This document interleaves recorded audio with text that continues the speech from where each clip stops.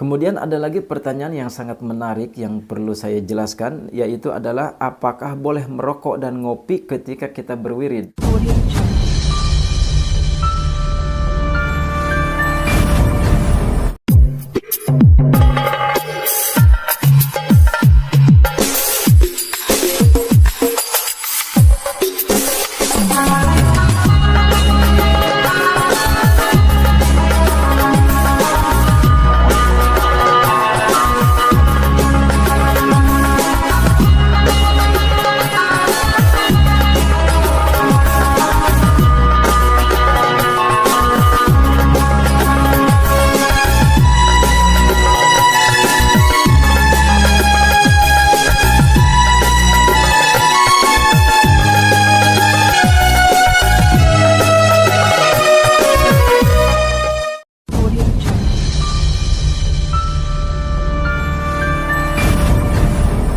Assalamualaikum warahmatullahi wabarakatuh.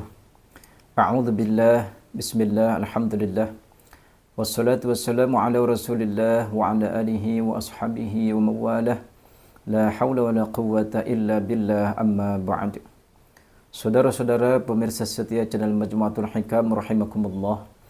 Pada kesempatan ini insyaallah saya akan meng-share sebuah jawaban dari beberapa pertanyaan yang masuk pada video saya tentang cara meminta uang malaikat ya. Di situ diterangkan bahwasanya ada tata cara yang dimana puasanya adalah puasa mutih, sehingga banyak pertanyaan bagaimana sih tata cara melaksanakan puasa mutih.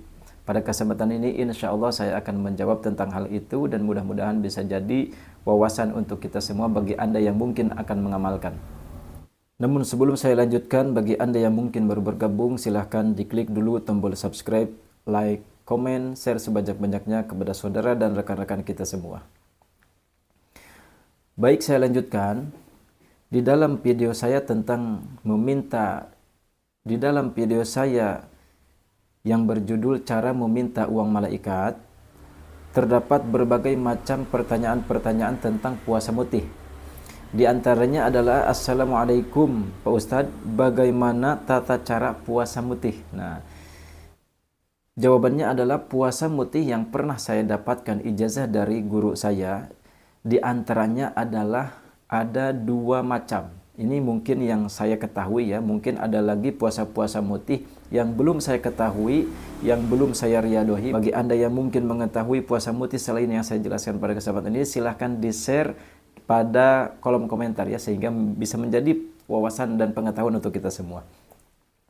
Baik, saya jawab sesuai yang saya ketahui saja. Puasa mutih yang saya pernah dapatkan ijazah dari guru saya yang pertama kali saya terjun pada ilmu hikmah adalah yang pertama puasa mutih yang betul-betul mutih. Artinya makan serba putih.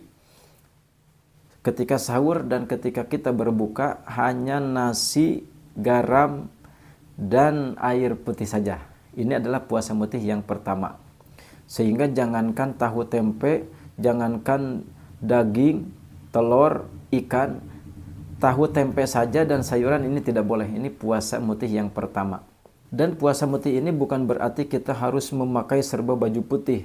Ketika kita berpuasa mutih, itu boleh memakai baju hitam, boleh baju apa saja. Akan tetapi yang disebut puasa mutih di sini adalah ketika kita makan harus berbuka dan sahur dengan nasi, garam, dan air putih saja. Ya, ini adalah puasa yang pertama. Jadi boleh silakan Anda memakai baju putih, sorban putih, peci putih, atau warna-warna yang lain silakan. Bukan berarti Anda harus serba putih, pakaian putih, kopi putih, mana ada kopi putih ya.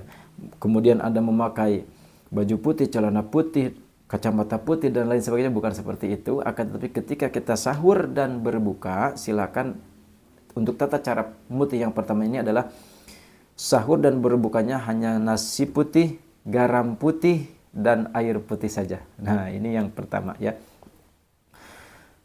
Kemudian yang kedua, tata cara puasa mutih yang kedua adalah yaitu disebut juga dengan puasa tarkuruh, artinya meninggalkan sesuatu yang awalnya bernyawa, seperti daging yang awalnya hidup bernyawa, daging ayam, daging sapi dan lain sebagainya, termasuk ikan yang awalnya hidup di laut atau di air mana saja, ini juga tidak boleh ya.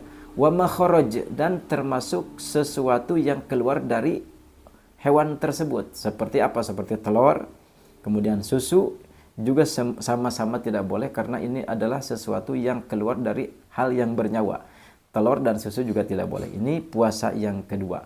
Jadi untuk tata cara puasa mutih, pada video saya yang menerangkan tentang cara meminta uang malaikat ini adalah puasa tarkuruh ya. Puasa mutihnya adalah puasa tarkuruh, untuk meninggalkan sesuatu yang awalnya bernyawa.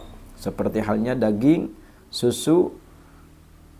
Nah, kalau madu jahe boleh silakan. Susu, madu, susu, telur, madu jahe itu yang nggak boleh susu dan telurnya. Madu jahenya silahkan ya. STMJ, susu, telur, madu jahe. Jadi susu dan telurnya tinggalkan, madu jahenya silahkan. Nah, ini adalah tata cara puasa tarkuruh atau puasa mutih tarkuruh. Ini tata cara yang kedua. Jadi silahkan Anda memakan dengan tahu, tempe, dan lain sebagainya, sayuran silakan. Ini puasa tarkuruh, puasa mutih tarkuruh yang diajarkan dan yang saya terima dari guru-guru saya. Kemudian ada lagi pertanyaan yang sangat menarik yang perlu saya jelaskan, yaitu adalah apakah boleh merokok dan ngopi ketika kita berwirid? Nah, ini jawabannya adalah tidak boleh ya. Tidak boleh kita merokok dan ngopi ketika berwirid. Karena kenapa tidak boleh? Karena akan sulit ya. Masa merokok sambil berwirid? Misalkan rokoknya adalah, misalkan rokoknya ini kebetulan saya tidak merokok, Anda berwirid sambil merokok. Subhanallah, subhanallah, hasbunallah wa ni'mal wakil. Nah, ini nggak boleh, ini sulit ya. Anda berwirid sambil merokok, apalagi sambil ngopi. Misalkan Anda berwirid hasbunallah wa ni'mal wakil. Oh, nah ini nggak boleh ya. Anda berwirid sambil ngopi dan sambil ngerokok tidak boleh ya. Akan tetapi apabila ketika Anda beristirahat, nah ini mungkin yang jadi pertanyaan. Ketika Anda beristirahat karena hitungannya adalah banyak, 4.500 membacakan hasbunallah wa ni'mal wakil, maka Anda ketika beristirahat silahkan ngopi saja. Ya, ngopi saja dan tidak boleh merokok. Kenapa? Karena malaikat tidak suka bau-bau rokok ya. Sehingga ada salah satu waliullah ya, waliyun min awliyaillah, untuk supaya tidak terlalu banyak malaikat yang mengiri beliau, mereka terkadang merokok ya, merokok supaya malaikat sebagian tidak terlalu banyak untuk mengelilingi beliau. Ini sehingga beliau atau wali tersebut merokok ya. Merokok ini adalah tujuannya untuk supaya malaikat tidak terlalu banyak untuk mengiringi beliau. Ini adalah alasan salah satu wali ada yang merokok. Ini jawabannya adalah, jadi saya ulangi, tidak boleh merokok dan ngopi sambil berwirid, akan tetapi ketika Anda beristirahat silahkan ngopi saja dan tidak boleh merokok.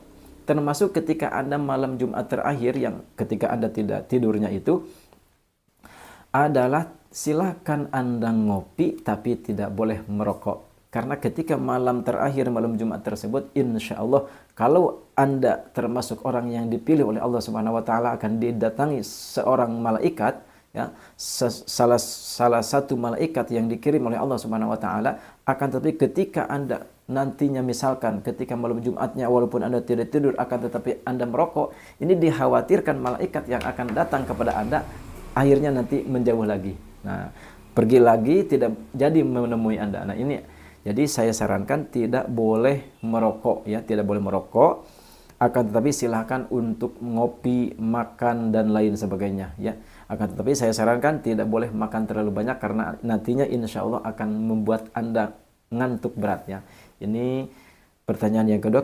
Kemudian ada lagi pertanyaan, apakah boleh makan sayuran, tahu, tempe dan ubi-ubian? Nah, ini adalah puasa tarkuruh. Silahkan tarkuruh, boleh silahkan Anda makan tahu tempe ketika sahur dan berbuka, tahu tempe, ubi-ubian dan lain sebagainya silahkan, asal jangan puasa tarkuruh, asal jangan yang memakan sesuatu yang awalnya dari yang hidup seperti daging-dagingan, ikan-ikanan.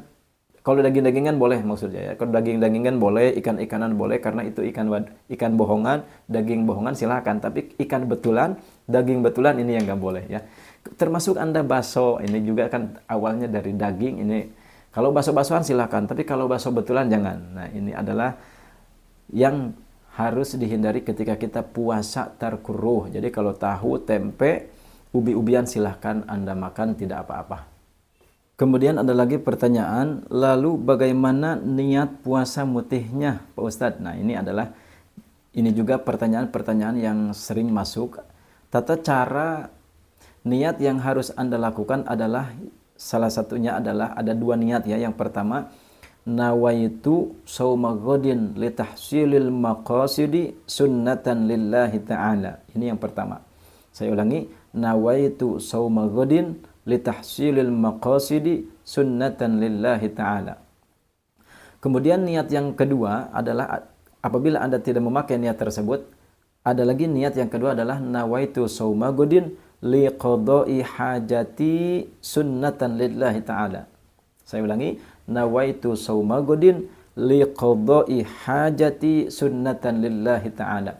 Ini dua-duanya boleh dipakai, silakan Anda mau pilih yang litahsilil maqasidi atau liqada'i hajati, silakan Anda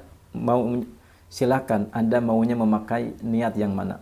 Yang penting adalah niat tersebut Anda utarakan di dalam hati, bukan dalam lisan ya. Karena dalam lisan itu hanya sunnah saja, akan tetapi yang sah niat Anda ketika Anda akan mengamalkan amalan apapun adalah ketika Anda berniat dalam hati. Jadi silakan Anda berniat setelah maghrib sebelum datangnya waktu subuh. Silakan Anda memakai niat yang dua tersebut, boleh salah satunya. Jadi inilah salah satu jawaban yang saya sampaikan pada video saya saat ini. Bisa kita simpulkan bahwasanya ketika kita berpuasa mutih bukan berarti kita harus memakai serba putih, akan tetapi yang pertama ada dua tata cara yang saya ketahui. Bagi Anda yang mungkin mengetahui puasa mutih yang lain, silahkan diketik di kolom komentar. Puasa mutih yang lainnya mungkin yang tidak saya ketahui, akan tetapi yang saya ketahui ini adalah yang pertama, puasa mutih murni, artinya makan dan minum ketika kita sahur, ketika kita berbuka adalah makan nasi putih, air putih, dan garam putih. Tentunya garam tidak ada yang warna hitam ya. Ini yang pertama. Kemudian yang kedua adalah puasa mutih tarkuruh, artinya puasa mutih yang boleh memakan selain yang awalnya beruh, seperti daging, susu, telur, dan lainnya itu tidak boleh, akan tetapi boleh memakan makanan yang lain seperti sayur-sayuran, ubi-ubian, dan lain sebagainya. Tahu tempe silakan Anda makan dan minum. Kemudian yang saya tekankan lagi adalah tidak boleh merokok dan ngopi sambil Anda berwirid. Ya, ini tidak boleh karena Anda akan kesulitan nanti ketika Anda merokok dan ngopi sambil berwirid. Termasuk orang yang merokok itu tidak akan sah ketika dia melaksanakan sholat, akan tetapi dia masih merokok ya. Termasuk orang yang masih merokok itu dia tidak akan sah sholatnya. Kenapa? Karena mana mungkin ketika kita sholat sambil ngerokok gitu. Allahu Akbar. Nah, ini tidak akan sah. Apabila Anda ingin mungkin sholatnya ingin sah, silakan rokoknya matikan dulu baru Anda sholat.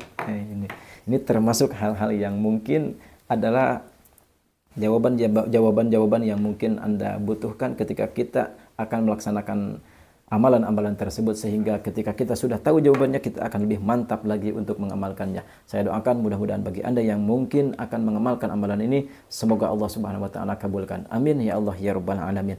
Saya cukupkan sekian. Wabillahi taufiq wal hidayah. Wassalamualaikum warahmatullahi wabarakatuh.